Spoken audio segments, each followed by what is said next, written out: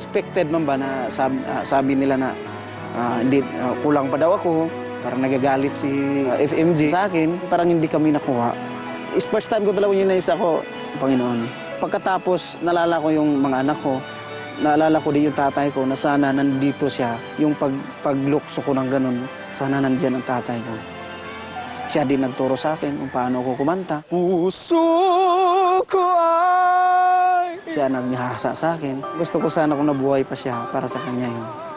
Siya ang tumulak sa akin na magpatuloy ako sa kakanta. Kahit wala na siya daw, patuloy ko pa rin ang pagkakanta ko. Dahil sabi niya, baka yan ang ihahaon sa kuha natin. Sabi ng mga kaibigan ko, na kung anumang nangyari sa'yo, may ibibigay, may kapalit yan sa'yo. Ito na siguro yung blessings na ibinibigay sa akin. Kasi walang posible sa Panginoon pag magdasal ka.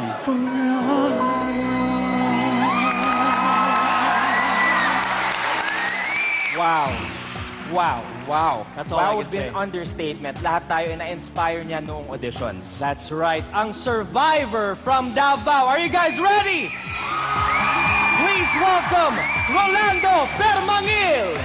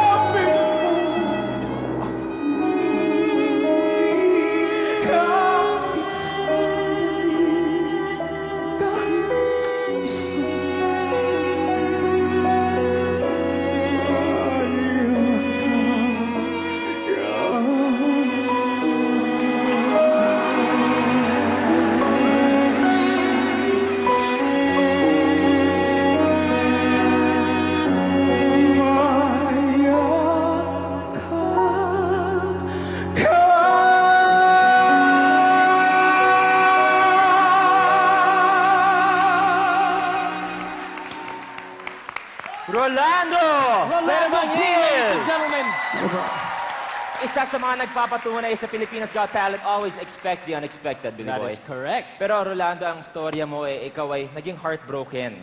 Kunento mo sa amin dahil sa iyong asawa at anak, and you're being very emotional right now. Rolando, at this point, sa natamo mo, anong iyong mensahe sa iyong asawa at anak? Para sa asawa ko, may kung saan ka man ngayon, sana nasa mabuti kang kalagayan. Dahil hanggang ngayon, hinahanap pa rin kita kung saan ka ngayon. Para sa mga anak natin. At sa iyong anak? Sa mga anak ko po, nandito po sila, sir. Nagpapasalamat ako sa Pilipinas Got Talent na pinasama ang 3 kong anak dito sa Maynila.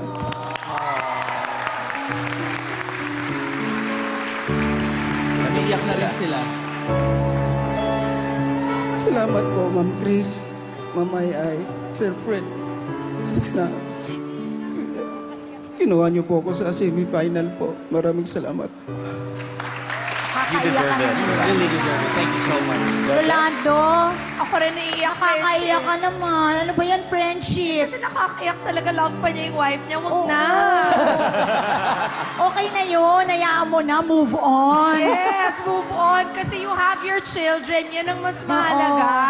At alam mo, marami magkakagusto sa'yo dahil pinag-usapan namin ni Friendship, pumapogi ka na ngayon, tsaka pumayat ka. At maganda na buhok mo.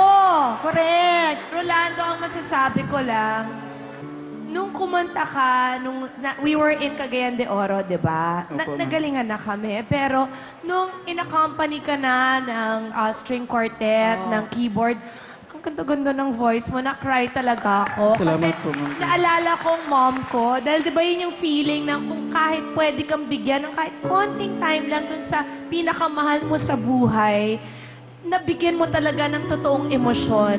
Rolando, huwag kang mag-alala na wala man ang misis mo, milyong-milyong Pilipino naman ang nagmamahal sa'yo ngayon. Salamat po. Rolando, ang masasabi ko lang, napakaganda mo pa rin mag-perform, napaka-emosyonal, napakaganda ng boses mo, kagaya ng ganda ng barong mo.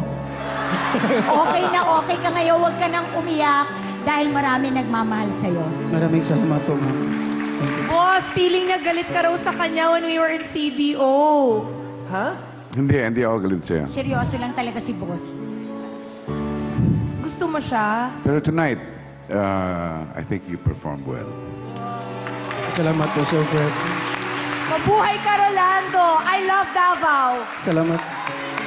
Very, very heartfelt performance. Well, narinig na po natin ang isang very emotional na si Rolando. At syempre, kung gusto nyo pa siya makita sa Grand Finals, ang gagawin nyo, dapat yung tandaan ay yung text ang PGT space Rolando P.